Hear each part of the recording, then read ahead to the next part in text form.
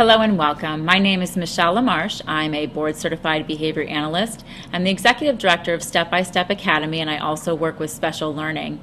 Today we're going to talk about transition survival. It's a continuation of our series on transition survival for adolescents and young adults and going into that adult world. We're going to focus on vocational topics and job coaching in particular, and I hope by the end you'll leave with a really good understanding of, number one, the challenges and barriers that you're going to face in trying to find employment and prepare for employment options for individuals with autism spectrum disorders. But also, number two, you're going to learn about some of the common vocational assessments that are out there, the good, the bad, the difficulties, and the pieces that are successful in terms of implementation. And number three, we're going to look at specific techniques that both supervisors, support staff, job coaches, as well as the individuals with autism will need in order to make this a more successful job placement. And finally, we'll look at how those with autism who are interested in finding a job can be supported overall to both obtain and maintain a good job that has what we would call meaningful employment and a great living wage for them. And certainly that's something that we all want to achieve. So I welcome you, and we'll get started.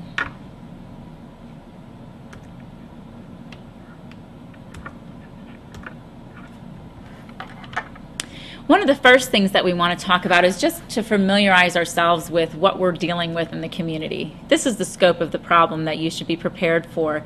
Studies show that approximately 50 to 75% of adults with an autism spectrum disorder are unemployed.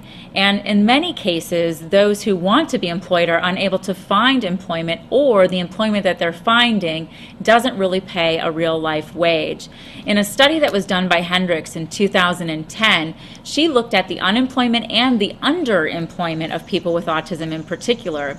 And what she found was, again, despite their desire to work, many adults with autism remain still unemployed, or they're working jobs that they don't like, and those jobs typically pay very poorly. Some of the advantages, and this should be common sense to most of us, of having employment, of course. We talk about the monetary benefits, and we try to make it really relative to the things that person is interested in and shops for on a regular basis, and also explain to them about their living environment and the costs associated with that.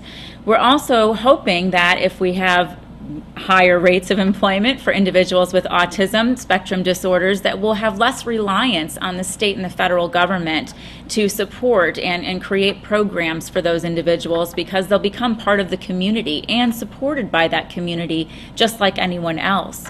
This will give them access to health benefits. It does show in the literature that it demonstrates an increased self-worth that person will have, as well as their self-esteem overall.